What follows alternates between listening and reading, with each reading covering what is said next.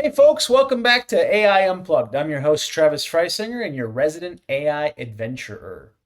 As you just heard, I got some new intro music, which I created using generative AI, a tool specifically called Suno. They've got their own models, and they do a pretty good job. It's actually the tool I use to make my metal album, my feline metal album, but we'll dive into that a bit later. Today's focus is on how AI can enhance creativity and kind of streamline production type processes, specifically around software. I'm going to look at two tools, Copilot or a Copilot type experience, GitHub Codium. It's a coding Copilot. I think there's a kind of a concept around that in generative AI. At this stage, it's basically fancy autocomplete, or at least that's how I'm using it. That differs greatly from my kind of ChatGPT or Claude, that chat with experience, which I feel can become a lot more of a paired programming type concept. Though there are different modalities there, and I explored them in a talk I gave about a year ago on that very topic. I'll drop the link in the description if you're interested. So to kick things off, let's talk about two main AI tools I use. GitHub, well, not GitHub, I use Codium, doesn't cost me anything, and ChatGPT. Now, both are really cool in their own right, but they serve different purposes and bring different strengths to the table and challenges. GitHub Copilot's like having a supercharged autocomplete. It suggests code snippets and functions as you type, which can drastically speed up coding. Particularly useful if you're dealing with routine tasks such as, scaffolding out some CRUD code, or just helping you stay in the moment. That's that kind of the autocomplete concept. You're typing along, it's got some kind of like grayed out code. You can hit tab to accept. Sometimes it's good, sometimes it's bad. If you're working in Python and refactoring your code and trying to indent, it's a bit of a nightmare, honestly. That was my experience. I'm writing some Python code on the GPT with me stream, specifically around a tool I'm calling Scribe. And that was initially started off great. It was awesome. Hit tab, kind of flowing. It knows what I'm doing, want to do. And, it gets to a point where when I did a little refactoring, I copied and pasted. I needed to indent, and more than one tab. It was taking some suggestions that went to my process. But anyway, it adds value. It was useful. I haven't turned it off yet, which I guess is a good sign in the coding Copilot world. On the other hand, ChatGPT can be used more as a collaborative partner. Think of it, as a usable tool for ideation, brainstorming, refining larger concepts. I like to think of it as a second pair of hands, helping me think through problems and generate solutions. And that's kind of a not the use case I want to talk about, but it's some of the extra features or functionality of how I use ChatGPT. Where I start to find a lot of value in it is more of like a paired programming assistant, someone I can iterate on a concept with. Now, that has evolved from where it used to be kind of one really tiny little proof of concept bit of code I can push out to today, where I'm able to, well, at least according to my streams, code with it for nearly 2 hours and still kind of have it understand and refine and iterate to not screw everything up, which I think is pretty valuable. And that's something you can't really bring into the kind of co-piloting space, at least not at that level. All right, so kind of gave a brief overview of my experience with Copilot, ChatGPT. They're two different things. I think they work in tandem. I wouldn't say that you're going to only use one over the other. Maybe you will. The ChatGPT experience is a little more clunky. I still think it adds a lot of value. It's a really interesting exercise at the very least, trying to basically build out code prompt, like really minimize the touches that I have to get in and work with to move the experience forward.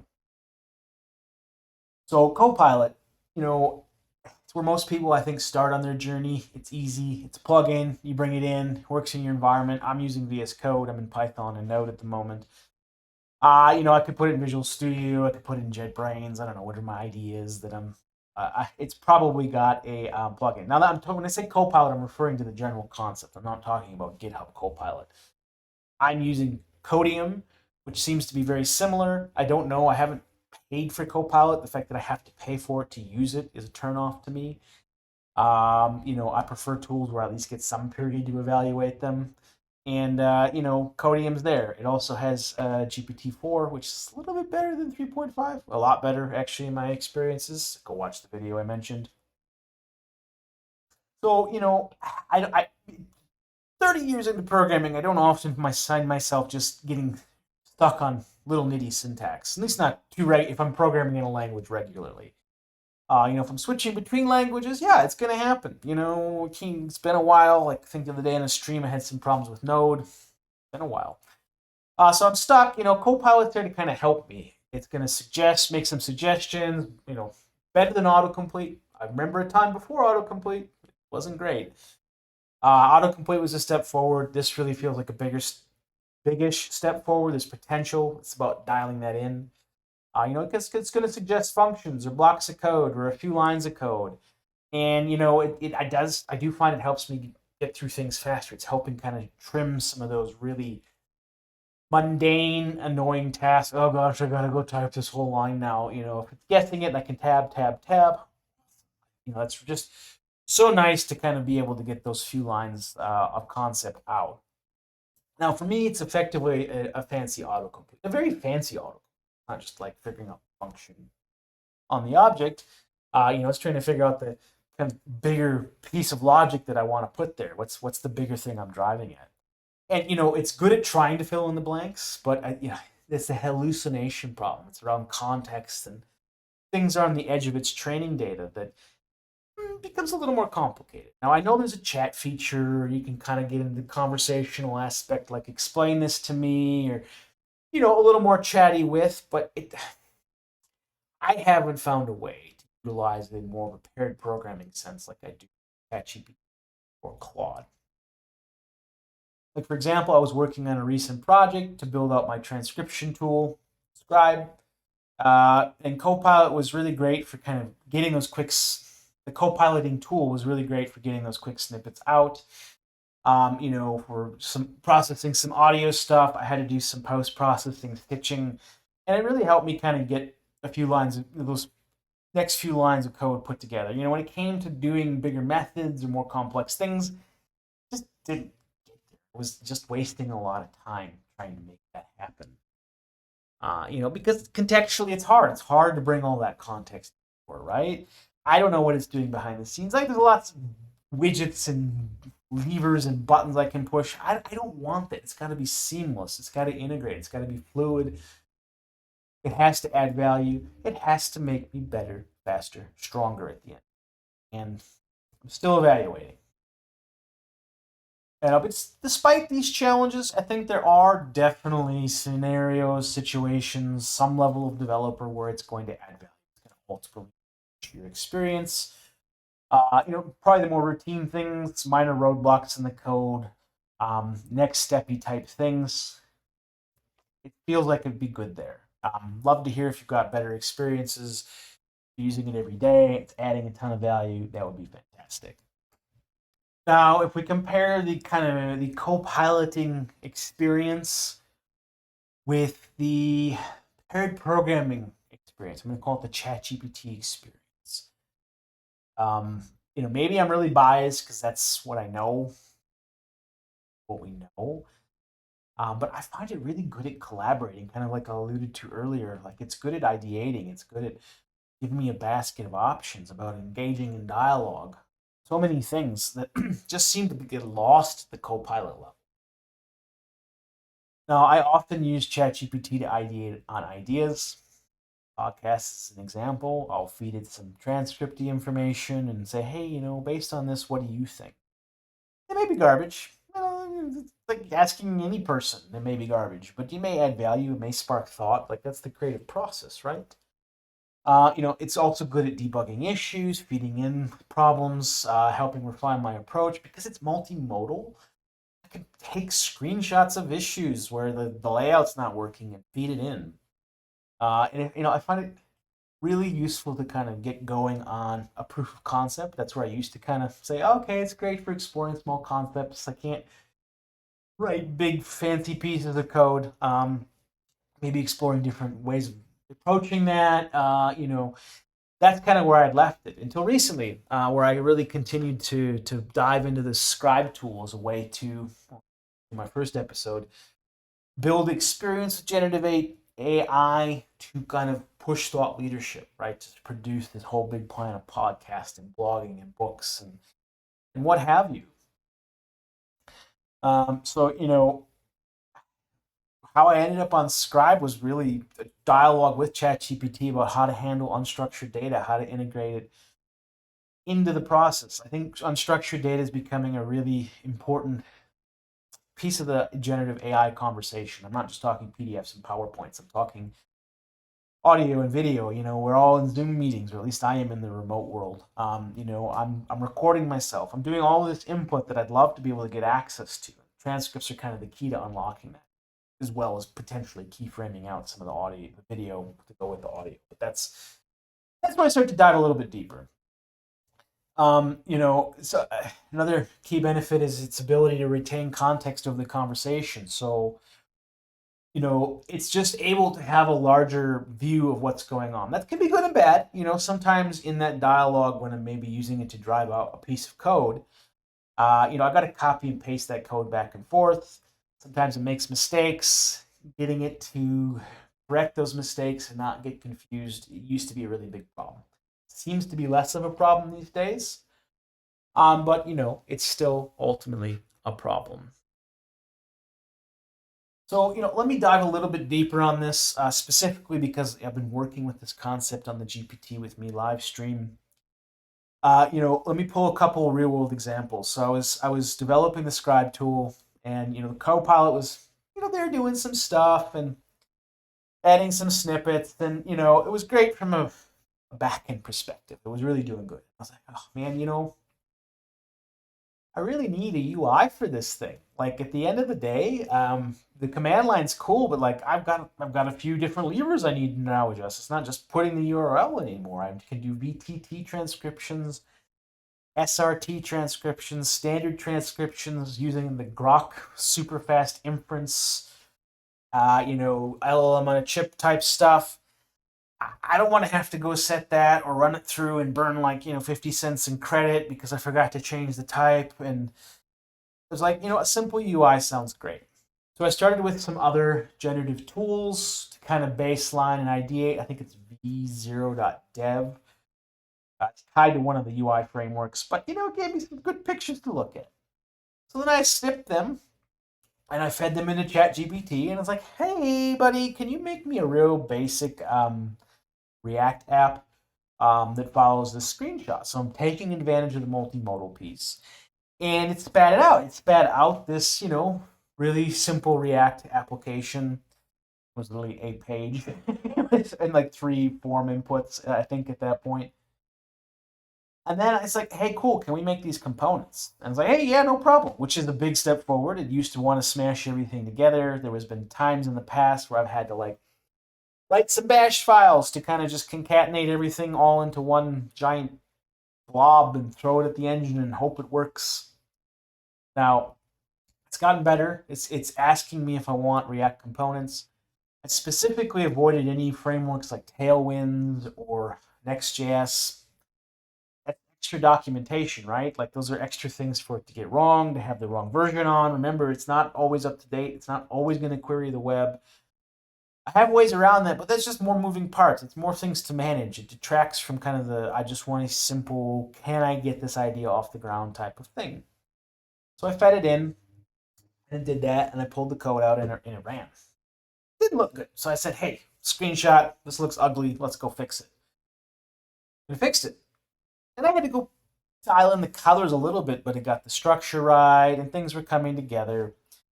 And on live stream, I continued to iterate with this. I continued to go, okay, cool. Like, it'd be really nice if we had like a user menu so that we could put a login with Google option and maybe some other user settings someday. It'd be really nice if I had a notification section. So while this transcription process is running, and maybe it takes 5 minutes, I've got a little notification menu with a notification and the user can see. And the whole goal here is to just create a shell of a UI that doesn't make my eyes bleed. Looks decent.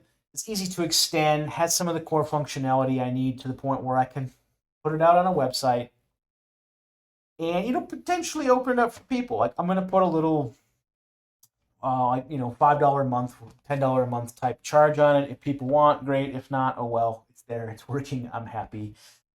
The goal isn't to do anything other than trying to find maybe 5 or 10 early adopters that are willing to work with me and provide me some feedback and find utility in it enough to pay money. I think that's the second tier of validation of this concept, right? Sure, I can use it to make things, but now can I use it to make things that people want to pay money for? And so we iterated and we got some stuff and we got some menus and I did get stuck once where it wasn't rendering the user menu nicely. It had some funny visual like white spacing issues, or it was literally had a like big white button behind it for some reason. And I prompted and prompted and prompted about 3 or 4 times, and it didn't work. So eventually, I dug into the source, copied the line through the inspector with a couple lines of HTML, and said these are the lines that are causing the problem, and it fixed it. That was a shock to me because previously it had not been very good at getting into that finer level of detail. It had been really good at giving me a whole basket of options and working in a couple big picture pieces, but the fact that I've been able to drive out this much of the UI through dialogue, through conversation, through just treating it like I'm pair programming with ChatGPT. I'm the navigator, asking questions, telling it what to do. It's the driver producing the code. And it's super fluid, and I don't do UI every day, but it does feel faster than what I could have come up with from the ground all on my own.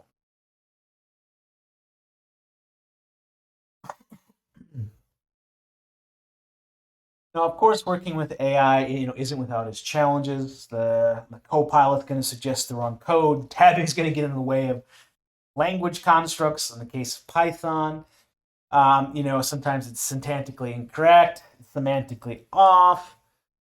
The same thing can be said with ChatGPT. Like sometimes it just makes stuff up. Sometimes it doesn't fully get that it's removed that property or that thing doesn't exist. But it's a lot better than it was 6 months ago, 3 months ago. I think in the few hours I've been using to build my AI, my UI with AI, I've only had maybe a handful of times where it's gone wonky. Small correction and it's back on. And that was not the experience 6 months ago, probably even 3 months ago. In fact, 6 months ago it was so unpleasant that I kind of gave up trying. I guess it's just a good ideation tool, really good at giving me options and kind of working at things. And that was fine. There's value there. There's still a ton of value there. And we're still trying to figure out how to work with it. But ultimately, there's going to be a balance there. I think there's going to be aspects of the co-piloting, the advanced autocomplete that I really like. And there's elements of this kind of paired programming that I really like. The biggest hurdle with the paired programming is I have to constantly copy and paste code back and forth.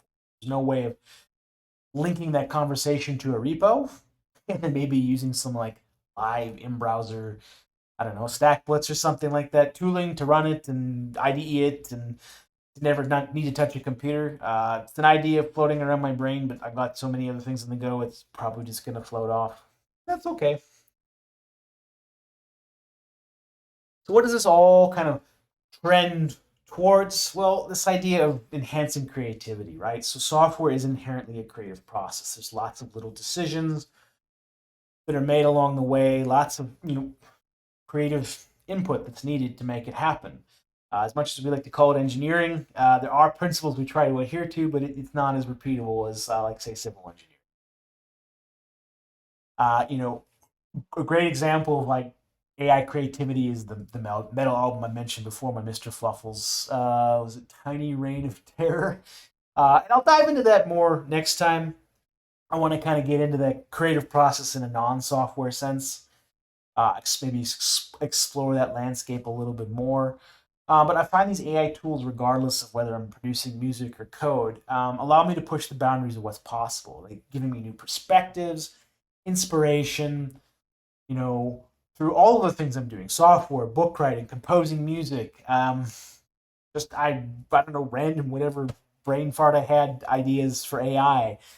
Uh, Using the voice interface in my iPhone with my daughter to make silly pictures of penguins, dancing on balloons. Whatever it is, it's fun, it's cool, it's engaging. And it really helps brainstorm and move through the concepts quicker. It's about taste and discretion and that type of decision making.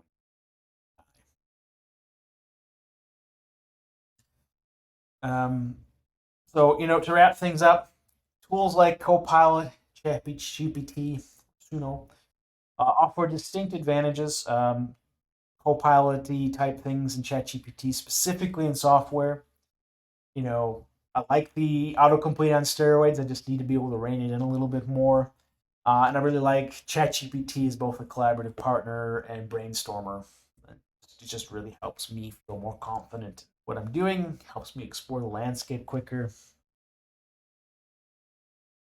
While both tools have their place, learning to use them effectively can significantly enhance your productivity and creativity. I hope you found this discussion insightful and useful, and that it inspires you on how AI can further fit into your workflow. Maybe you're using it, maybe you're not. I really would encourage that you think about it. There's a lot of value there. But just go explore, go tinker, go try. In our next episode, I'm going to dive further into the creative process behind my metal album, Mr. Fluffle's Tiny Reign of Terror. Made 12 songs. Overall, collectively, I've gotten about 3,000-ish views on them in 3 weeks. Doesn't seem too bad. I'll talk about how I used other generative tools like ChatGPT in conjunction with Suno to kind of help me brainstorm the lyrics and the song composition, all resulting in music that I wanted to listen to, and based on the comments section and the likes, a lot of people out there are enjoying, and that's really cool. Anyway, thanks for tuning into AI Unplugged. Don't forget to check out my blog at aibuddy.software. You can always tune into my live stream or check the archived ones, the GPT with me on YouTube. Until next time, keep experimenting and stay curious.